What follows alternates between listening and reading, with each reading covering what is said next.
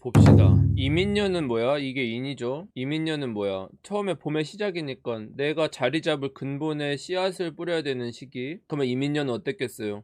내가 시작하는 지점에서 오판도 많고 변동도 많았겠지만 모든 사람들이 무엇가 됐던 반드시 뭔가 시작에 대한 것들을 다질 것이다. 그리고 만약에 이 시작 지점을 만들어서 싹을라도 틔워놨다라고 하면은 이민년 자체는 유리하게 보낸 거예요. 그냥 결과까지 볼 필요가 없어. 이민년은 그 밑밥만 깔아놓는 거야. 기본적인 틀 정도만. 그러면 내가 만약에 주변을 봐도 오랫동안 취직을 잘 안 했었던 사람이라고 하면은 이제는 조금 뭔가 자리를 잡기 위해서 움직인다 정도까지만 해놓고 뭐 면접도 보고 있다 이 정도까지만 해놔도 돼.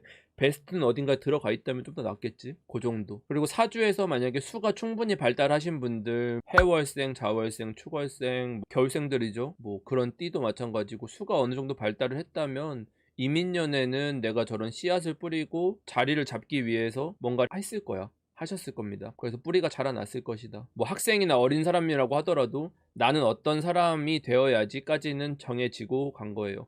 어떻게 살아야 될지, 어떻게 해야 잘할 수 있는지, 앞으로 어떤 사람을 만나고 어떤 사람을 피해야 되고, 나는 어떤 결을 가지고 있는 사람이구나, 뭐 이런 것들 깨닫는 시기예요. 개묘년은 뭐야? 그러면은 개묘년은 뭐예요? 개묘년은 뿌리를 바꿀 수가 없죠. 개묘년은 이제 봄에 줄기가 다 나와서 뚫고 나온 거잖아요. 그러니까 내가 근본을 바꿀 수가 없어. 묘라는 것은 이미 진행이 돼버렸다는 거야. 그래서 이민년이라는 거는 만약에 땅이 이렇게 있고 우리가 물이 있다라고 치면은 수의 변화를 봅시다. 만약에 수라는 것은 이렇게 땅 속에 있었다면은 이게 금생수 돼가지고 지하에 있는 거죠. 그 다음에 이제 이 수가 땅으로 올라와가지고 수생목을 이렇게 해서 나무들이 이렇게 물을 빨아들이죠.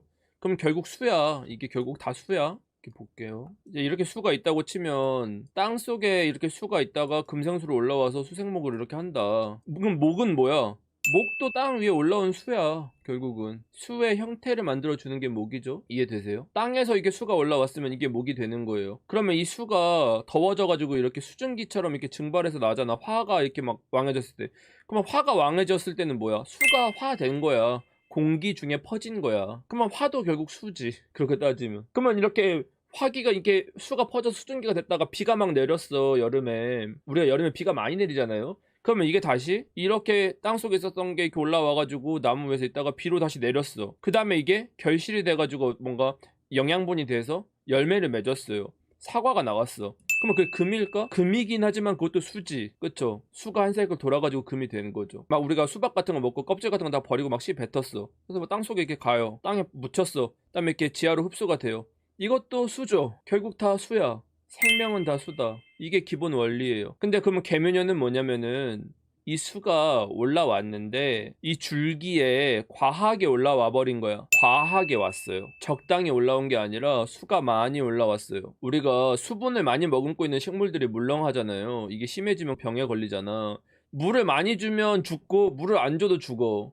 근데 물을 많이 주면 뭐냐면 이거는 약간 썩게 만들어요. 차라리 물을 안 줘가지고 바싹 말라가지고 죽으면 그냥 깔끔하게 죽어서 그냥 치우기만 하면 되잖아, 시체를. 근데 이게 마르면은 그냥 뭐 버리면 돼, 쓰레기통에. 근데 식물이 썩어서 물을 많이 줘서 썩으면은 곰팡이 생기고 냄새가 악취 같은 게 생기고 그냥 이 환경을 황폐하게 만들어요. 수가 많아서 썩거나 문제 생기는 건 엄청 심각한 문제가 되는 거고 주변 환경도 영향을 미친다는 거야. 계묘가 그러면 이런 물렁병이 생긴다는 거잖아요.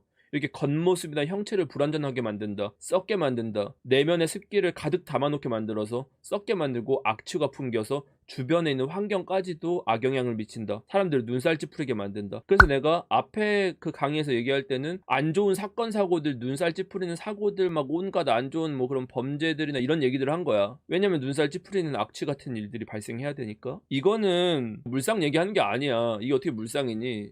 개묘가 술을 머금고 있는 게 물상일 수가 없죠. 기본 원리인 거지. 그런 곰팡이 포자 같은 걸 퍼뜨리는 거예요. 개묘라는 것은 형체를 불완전하게 만들어 이거를 흐트러뜨릴 거야. 그러니까 뭐 내년에 나 원래 이런 사람인데 이런 사람이 아닌 것처럼 막 주변에서 만들고 가스라이팅 한다든지, 나는 원래 이런 거에 영향을 안 받았는데 영향을 받는다든지, 이렇게 해서 변질시키게 만든다고. 그래서 내가 내년에는 되도록이면 자기 형체, 내 원래 하고자 했었던 마음, 본질, 초심 같은 것들을 유지하는 게 중요하다라고 얘기를 했잖아요. 근데 이거를 그냥 관념적으로만 담아놓고 우리가 이걸 듣는 사람들의 직업도 다르고 나이도 다르고 성별도 다르고 다 다르잖아. 그러면 우리가 이 형체를 유지한다는 테마를 가지고 각자 삶에 어떤 식으로 적용을 해야 될까? 이것들을 또 설명을 해줘야겠지. 원래 사주라는 게 육신 설명하면 쉽지. 그냥 그 육신의 작용들만 설명하면 되는데 오행을 설명하면서 여러분들 이해시키는 건 나도 어려운 일이야. 그리고 이걸 실제 운으로 적용을 해서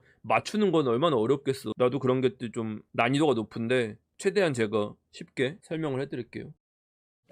그러니까 계묘년에 이 목으로서 내 형체가 잘 유지가 될 것인가 라는 거는 무엇을 봐야 될까? 이 형체를 지키려면 사주에서 어떤 글자들이 있어야 될까? 형체를 지키려면 뭘까? 아까 제가 뭐라고 했어요? 수생목의 형체가 뭔가 굳어져서 단단해지기 위해서 필요한 것은, 오행 중에서 가장 단단한 것은 토와 금이죠. 토와 금이에요. 사실 같은 말이야. 토와 금이 가장 중요합니다. 계묘년은 그래서 큰 틀에서 보면 자기 사주에서 오행에서 토와 금의 기운을 쓰는 사람이랑 그렇지 않은 사람으로 나뉘게 됩니다. 사주를 공부하거나 뭐 보는 많은 분들이 계묘년에 대해서 말을 하라고 하면 거의 대부분 수생목 관점에서 얘기를 할 거예요. 거의 대부분. 아니면은 뭐 육신의 얘기를 많이 할 거야. 근데 자기 사주에서 만약에 수나 목 위주로 발달을 해 있다 라고 하면은 내 형체가 내면에서부터 유지하기 어렵게 만드는 무언가가 있다. 그래서 내 형태를 유지하기 위한 거에 힘을 써야 된다는 뜻입니다. 이걸 쉽게 말하면 뭐냐? 바꾸지 말라는 거예요. 변동하지 마라. 내 기존에 있는 모습을 유지하는 것에 힘을 쏟아라. 내가 원래 하고자 했던 것들만 해라. 보수적으로 봐라. 세부적인 글자로 들어가면은 달라지겠지만 내가 이런 얘기들은 천간별 운세 같은 데서 좀 더 다뤄보고 오늘은 그냥 큰 테마로 정리를 좀 할게요. 계묘년에는 이 목이라는 줄기가 틀어져서 형체에 문제가 생기는 위험이 너무 커요. 왜냐면 수생목이라는 거는 판단력이 충분해지지가 않았다. 아직은 봄, 여름 이 단계잖아. 수생목이 아무리 발달해봤자 어려요. 내가 판단할 수준이 되지 않았다는 거야. 그러면 사주에서 토나 금이 부족한 사람들은 뭐냐, 현실적이지 않은 생각들을 할 거야. 그냥 내가 하고 싶은 것, 관심이 생기는 것, 적성에 맞는 것, 이런 거 하면 재밌겠다, 좋겠다, 호기심이 생긴다, 뭐 이런 거, 그냥 먹고 싶어서 먹었다, 이런 것들 그냥 내가 마음에 좋다 나쁘다로 결정하는 거야. 만약에 사주에서 내가 수목이 많다 아니면 목생화가 많다라는 얘기는 뭐냐면 둘 다 토금이 부족해진다는 거야. 왜냐면 수목이 강하다는 건 뭐예요? 금생수해야 되니까 이 금의 기운은 약해지는 거야. 그러면 목생화가 과하게 된다는 건 뭐야? 화극금에서 금이 약해진다는 거야. 이거 둘 다 그냥 이 금을 쪼그라들게 만드는 거거든요. 금이 약해진다는 건 뭐야? 목의 형태가 유지되지 않는다? 목이 목으로서 존재하지 못한다? 그렇다는 얘기는 뭐야? 이 수에 의해서, 개수라는 물줄기에 의해서 형태가 결정된다는 거예요. 수라는 건 원래 형체가 없잖아. 컵에 담기면은 컵이라는 프레임 안에서 이 물의 형태가 결정되잖아, 컵 모양으로. 근데 그게 아니라 물이 지 맘대로 내 형체를 결정한다는 거예요. 위험하잖아, 불안정하고. 담기는 게 아니잖아요. 이민년 계묘년에 들어온 이 수라는 기운에 의해서 단순하고 막연한 감각 같은 것들에 의존해서 내가 그 결정을 하게 돼. 수라는 게 형태가 불분명하기 때문에 모든 오행 중에서 가장 형태가 불분명한 게 수죠. 액체화되어 있잖아. 그래서 제가 11월인가 월운에서 얘기했었잖아. 형태나 모양이 그냥 바뀐다고, 이 수라는 것은 어디에 들어가든지 간에. 그래서 사주에서 수나 목 위주로 되어 있는 분들이 뭔가를 의사결정하고 판단한다는 거는 내가 지금 생각하는 게 그다지 현실적이지 않다? 이성적인 판단을 하지 못한다는 뜻이에요. 그렇다는 얘기는 뭐다?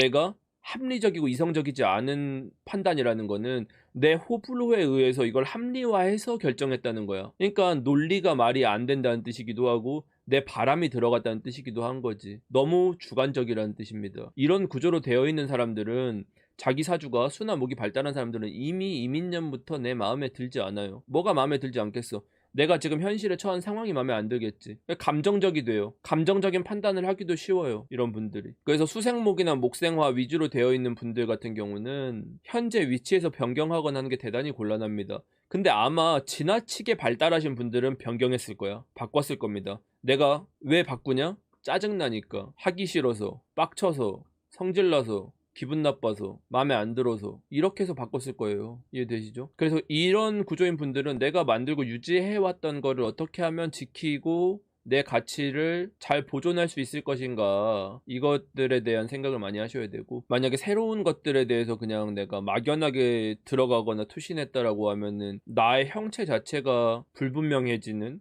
내 근본적인 어떤 부분이 무너지게 되는 경험을 하시게 될 겁니다. 우리가 피부 같은 걸 본다고 쳐도 봐봐. 이게 여러분들 피부야. 손상됐지. 관리 잘 안 하니까. 피부 장벽이 손상되면 어떻게 돼요? 몸 안에 있는 수분이나 영양 성분이 이렇게 피부 밖으로 삐져나가. 그리고 외부로부터 이렇게 삐져나가면 어떻게 돼? 안에가 푸석푸석해지잖아. 그다음에 막 염증이 생겼어. 외부로부터 세균이나 바이러스 같은 것들을 들어오기 시작해. 그럼 어떻게 돼? 각질도 생기고 뾰루지나고 염증 생기고. 이게 방치되면 어떻게 돼? 여러분 지금 거울 보시라고. 피부가 뒤집어지고 막 그러잖아. 술을 잘 보존해야 됩니다. 계묘년에는 사주에서 금이 부족하면 이런 피부 장벽을 무너뜨려요. 토금이 부족하면. 이걸 내가 예시로 피부를 들어서 그렇지, 여러분들한테 생기는 많은 문제가 이 나를 지탱하고 유지하는 모습이 망가지는 데서 와요. 꼭 피부뿐만이 아니에요. 그래서 사주에서 이런 토금이 부족하면 뭐냐면, 내가 하고 싶은 것들을 과하게 한다. 먹고 싶은 것들을 절제 없이 먹으려고 한다. 사주에서 토금이 된다고 하면은 내가 이거 절제해야겠다. 살 빼야겠다. 마음 먹어. 마음 먹었다는 거지 실제로 빼진 않겠지. 마음만 먹겠지. 수목들은 마음도 안 먹어요. 그래서 금이 부족하면 어떻게 되냐?